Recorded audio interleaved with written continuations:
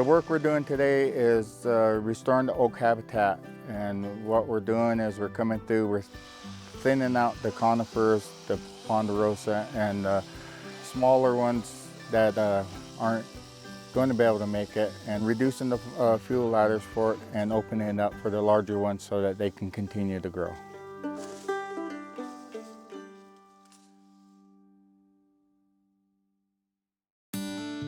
Joe Ochoa has been working on the oak restoration project for 4 years. The Oak Restoration Initiative began in 2010. Loma Katsi partnered with U.S. Fish and Wildlife Service on a series of smaller oak restoration projects on private lands. And then we began to look at a landscape scale approach to identifying critical biological hotspots, oak habitats in need of restoration. Loma Katsi Restoration Project got involved. We knew that they worked in oak woodlands, and it was just a natural fit for them to become the main leader in putting together the CCPI proposal. The focus of our oak habitat program is obviously habitat restoration for migratory birds, for wildlife species, for plants, threatened and endangered plants.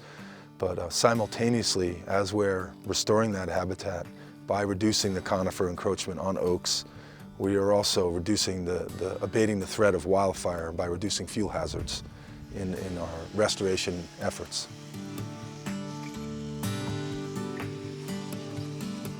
We developed a partnership with the Klamath tribes and also a workforce development program in restoration training, and we engaged that workforce and they got incorporated into our Oak Restoration Initiative.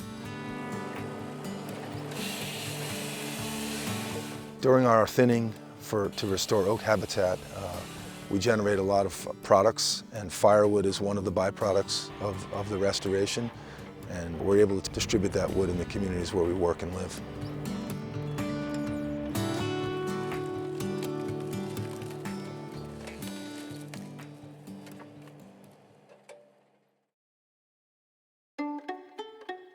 A lot of changes have happened across the landscape in oak woodlands here in the Pacific Northwest.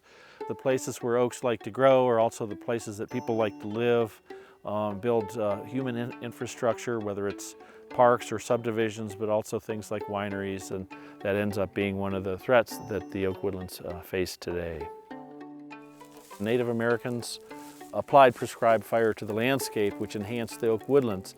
But as soon as settlers came in, basically they started suppressing fire, and you saw a conifer intrusion, which when you apply prescribed fire, it usually takes care of all the little seedlings and enhances the oak woodland.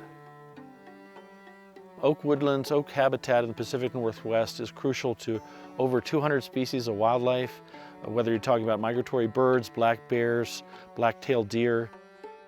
Some of these birds would literally disappear if the oak woodlands weren't here. The good examples include the acorn woodpecker, Lewis's woodpecker, but there's other things like the oak titmouse, white-breasted nuthatch, and jays and other species.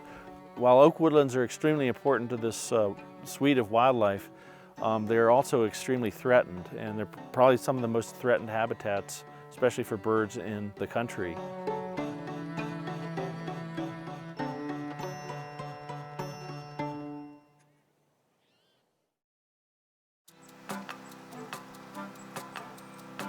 We began working with the U.S. Fish and Wildlife Service through the Partners for Fish and Wildlife program.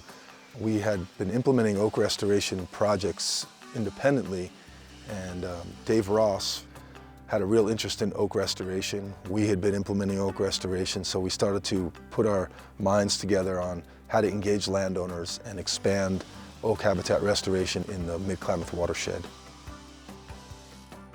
We realized that we wanted to approach this from a landscape aspect, and so we started thinking about ways to create a funding source that would extend over several years, and that's where it was actually suggested to us by NRCS. They had a cooperative conservation partnership initiative, and so we worked with Loma Katsi, and we wrote up a proposal with a budget, and it did get funded.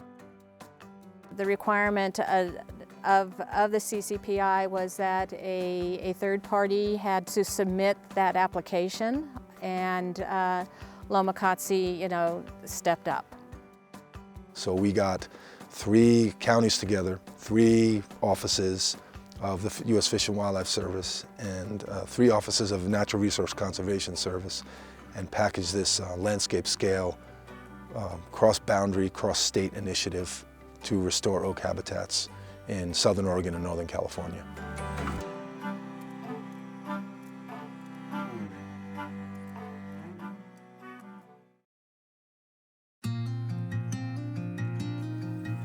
Implementing this oak habitat restoration project has a lot of working parts. So we have basically formed a partnership board that would meet regularly and have a lot of communication through the planning.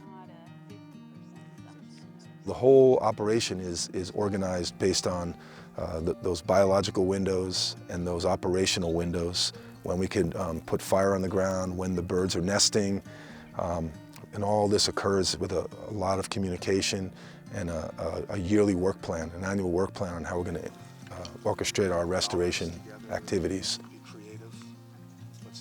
So as we implement, we're learning things, and this partnership has a feedback loop of information that is then stored quantitatively in monitoring data.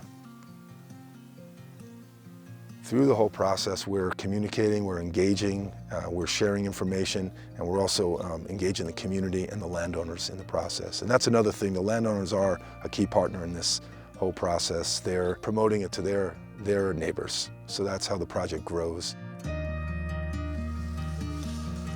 What makes this oak habitat restoration project work is the partners.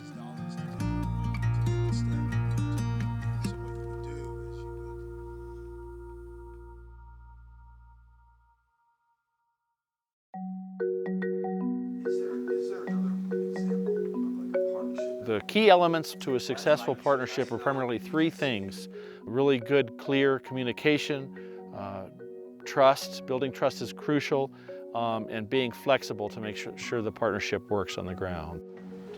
There's challenges that any partnership has, and I think being able to understand where people are coming from, what their constraints are, is really vital. That partnership is instrumental in today's economy because of the cutbacks.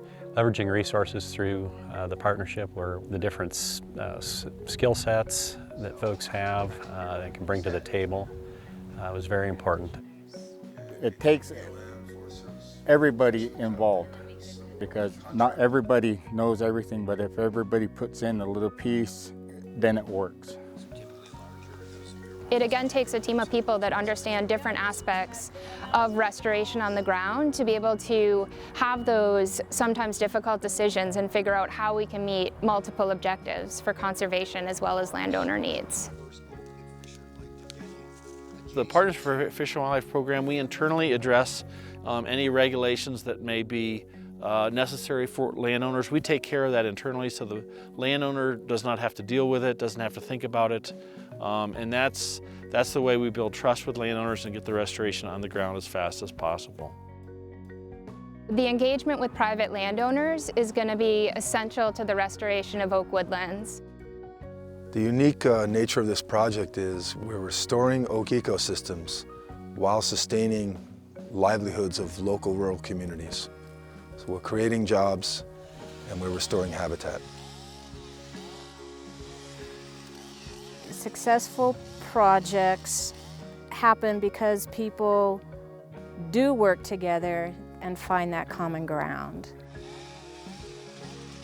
What makes this project a success is it's fostering local leaders who care about these ecosystems and for the long term will be the stewards of these lands.